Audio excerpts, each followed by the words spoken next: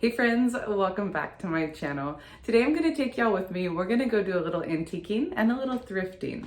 Then I'm going to show you how to take high-end antique items and low-cost thrifted items, combine them and make some beautiful home decor vignettes.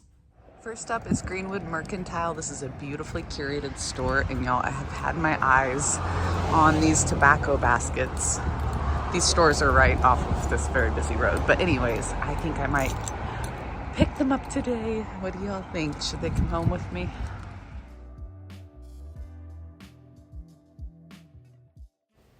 Here in one of my favorite parts of the store, I found these spools that already have jute and scissors with them. That's such a great idea. But I also found these flat style spools, which I thought would make a beautiful cloche base.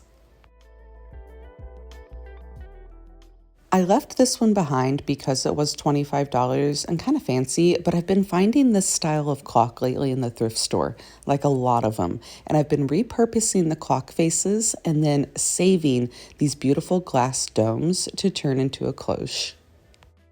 I have 3 of the beautiful clock cloche tops here. The clock parts and bases are long gone. I actually sold them just by using the clock faces in a jar. So pretty. So this is a great upcycle. You get more than one project out of your piece you purchased.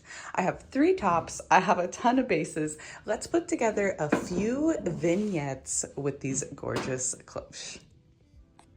Since they came from the thrift store, they are usually covered in a nice layer of dust. Let's get them all cleaned up so you can see the beautiful decor inside.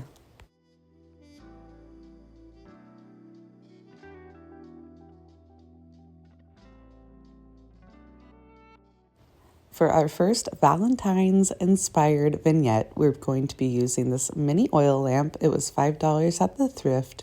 This antique calling card, which is so beautiful. I purchased it off of Whatnot, a big lot of them.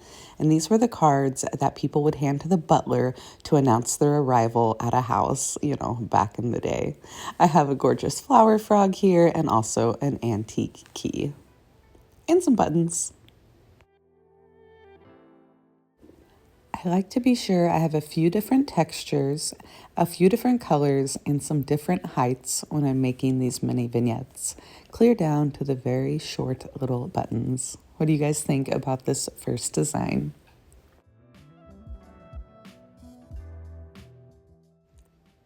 Once you have everything in place, simply slide the glass top over the spool and you have a beautiful enclosed design.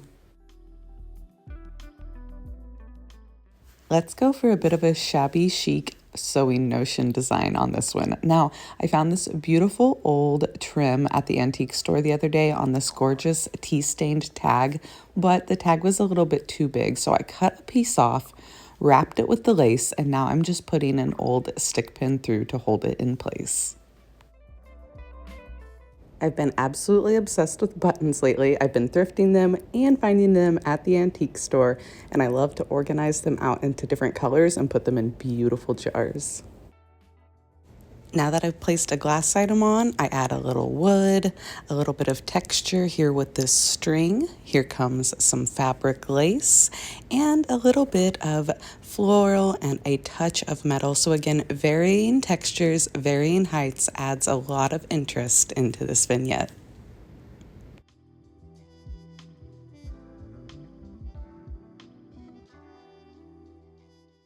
These 3 cloche that you see today will be on my website drop January 1st, 2025, 6 p.m. Central Standard Time. I will drop the link that y'all need below in the description box to shop. And don't forget, I will be doing a monthly website drop the first of every month in 2025. On the last one, I'm going to add the lace around the spool, which is going to be a fun little pop of texture at the bottom of the design.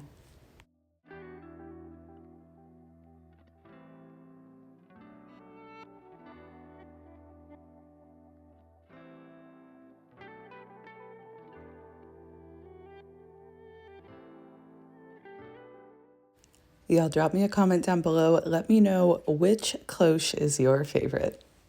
I think I'm gonna have to go with this one. Are y'all feeling super motivated to go shop and find some beautiful items for your vignettes? Also, if you would like to purchase a vignette, I have uploaded a couple to my website, upcycledbybrie.com, and I'll be sure to drop the links down below in the description box for you. If you've been following me over on Whatnot since the beginning of November, I have been selling printing trays and typeset blocks. I met a source that had bought out an entire building full of these trays and blocks. I bought a ton and I have a few left, but the ones I have left need a little repair and could use a little bit of paint. I used a touch of wood glue just to make sure that this broken section would stay secure. And now I'm going to take an old leather belt, cut off a small piece to curve around that corner for a nice little faux repair.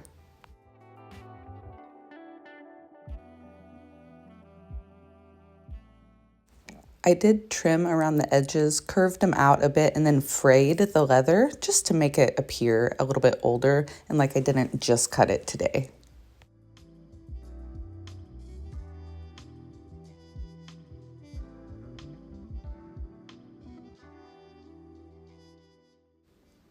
I was having a hard time getting it to curve around the corner and I wanted it to cover up this entire broken section. So I just cut a little slit on the back side of the leather piece. Then it folded over much nicer.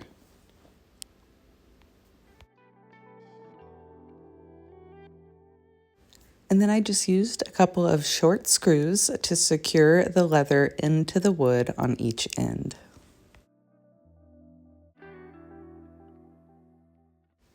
Now, of course, these brand new screws are too shiny, so let's grab some DIY paint in the color Weathered Wood. DIY paint is clay-based and it will stick to just about anything, so these screws are easy peasy. Just a little detail brush, and before the paint dries, I go in with my DIY Decrepit Dust. It's a good little aging powder, and I just dab it onto the wet paint and it gives this perfect aged finish.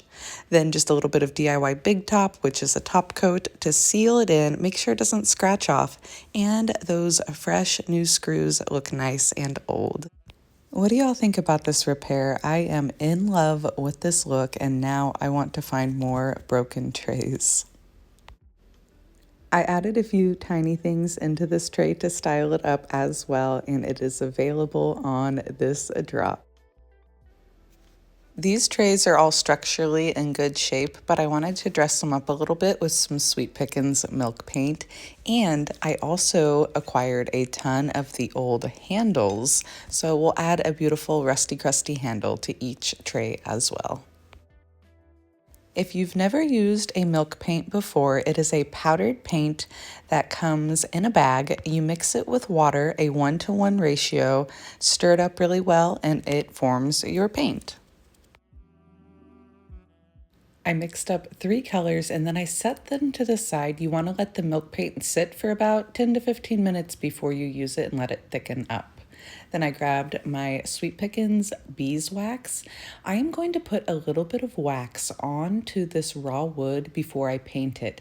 And you're probably like, Brie, why are you doing that? Wax is supposed to be last, but it's going to cause a bit of a resist, meaning the paint isn't going to stick in those areas very well, and it's going to chip off when I go to dry it. I'll be using my Klingon brushes today. These brushes are super easy to clean, and the milk paint can be a little trickier to get out of your brush than the DIY paint. Again, all the paint and products I'm using today and the brushes are available upcycledbybrie.com with a link down in the description box to make it nice and easy for you.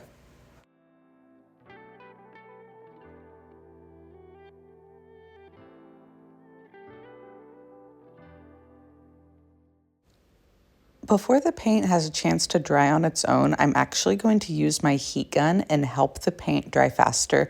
Now, you don't have to do this, but it can help encourage a little bit more crackle in the paint and a little bit more chippiness. The first color I'm using today is Sweet Pickins Milk Paint in the color Lantern, and it's a gorgeous true black.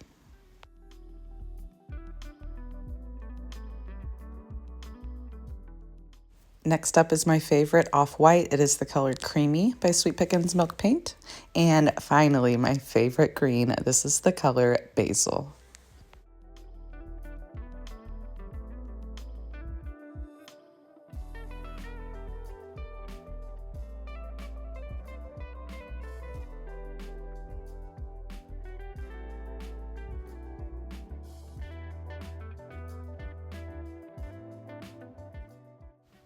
You can literally see the paint start to chip and crackle as I dry it.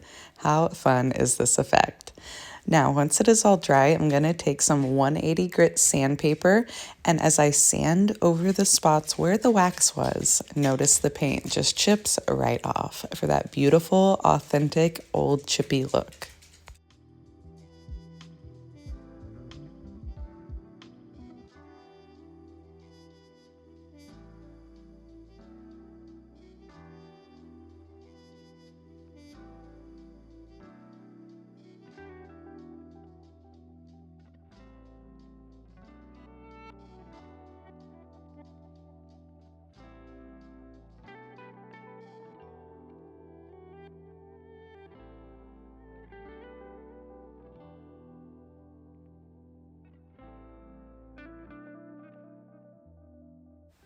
I know some people are nervous to try the milk paint because it comes in a powder form, but it is not hard to use and it provides the most authentic chippy finish I have ever seen. I highly encourage you to give it a try. These smaller trays didn't have handles on them, but I have that whole handle stash, so now it's time to add a fun handle to each tray.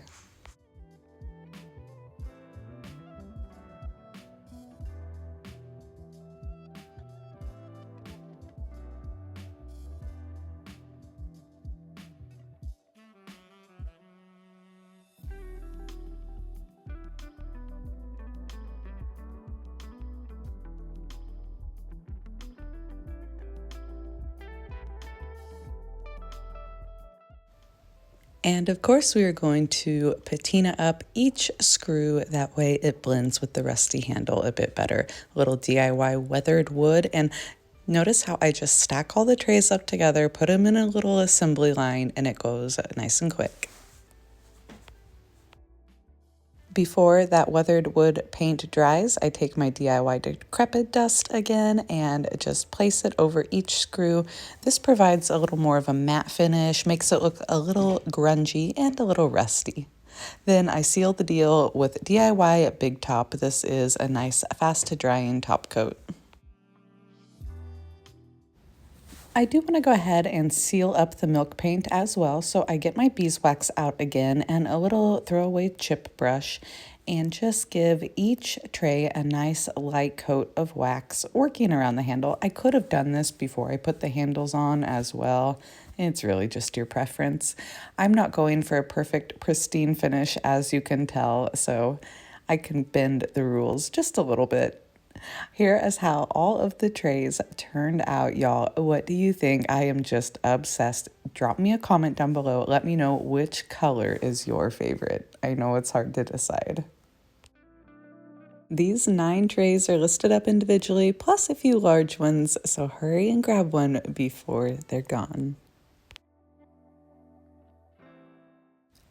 I had one sewing drawer left in my stash and it had been colored on, so I did go ahead and give it a coat of the Sweet Pickins Milk Paint in Creamy. I did paint the bottom, don't worry, and look how beautifully crackled the paint got on this old wood. To add a little bit of a French country touch, I'm going to use my Redesign with Prima Decor transfers. These are the classic vintage labels. If you've never used a transfer, it's essentially a sticker, a decor sticker. It comes on this paper backing, so I'm just going to cut off the piece I want to use, roll up the rest, and put it back in the tube. Now I'll remove the plastic from the paper backing and set it onto my project where I would like it to be. Then, making sure it's even, I will press it down with my hands and used one of the enclosed transfer sticks to rub the transfer down onto the project.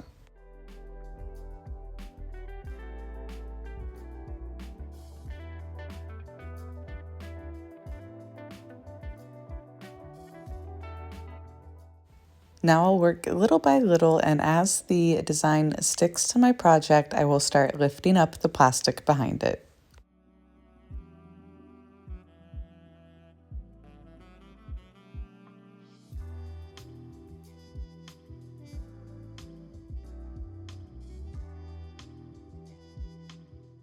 One little piece of my design didn't stick because the milk paint chipped off, but that's okay because I'm going to take a piece of sandpaper and distress the entire piece anyway, so it will just look authentically chippy. And again, don't worry, I did paint the bottom.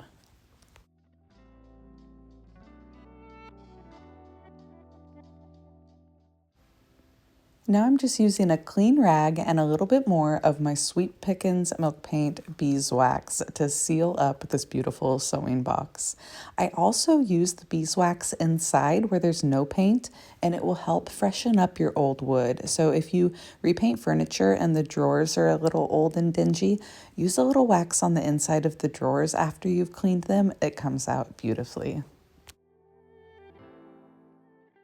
Now I'm just going to pop in a little bit of this gorgeous greenery that I thrifted for $2.99 to give this beautiful antique sewing drawer a final touch.